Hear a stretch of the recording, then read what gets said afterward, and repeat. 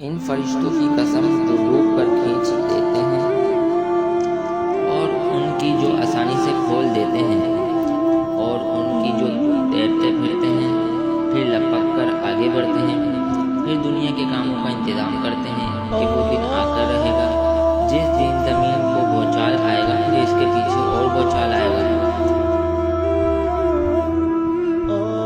اس دن لوگوں کے دل خائف ہو رہے ہوں گے اور آنکھیں جھکی ہوئی۔ کافر کہتے ہیں کیا ہم الٹے پاؤں پھر لوٹیں گے؟ بھلا جب ہم کھوکھلی ہڈیاں ہو جائیں گے تو پھر زندہ کیے جائیں گے؟ کہتے ہیں کہ یہ لوٹنا تو موجب ضیاء ہے، وہ تو صرف ایک ڈانٹ ہوگی، اس وقت وہ سب میدان حشر میں آ جمع ہوں گے۔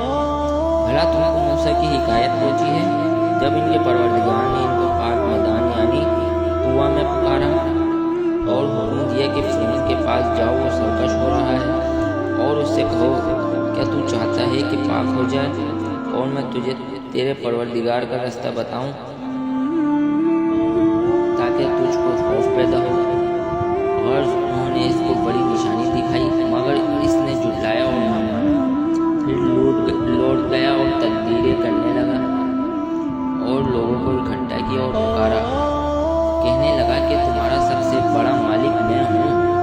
اللہ نے اس کو دنیا اور آخرت دونوں کے عذاب میں پکڑ لیا۔ جو شخص اللہ سے ڈر رکھتا ہے اس کے لیے اس قصے میں عبرت ہے۔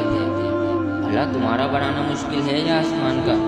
اسی نے اس کو بنایا، اس کی چھت کو اونچا کیا، پھر اسے برابر کر دیا، اور اسی نے رات تاریک بنائی اور دن کو دھوپ نکالی، اور اس کے بعد زمین کو پھیلا دیا۔ اسی نے اس میں سے اس کا پانی نکالا اور چارہ اگایا، اور اس پر پہاڑوں کا بوجھ رکھ دیا۔ یہ سب کچھ تمہارے اور تمہارے چار پایوں کے فائدے کے لیے کیا۔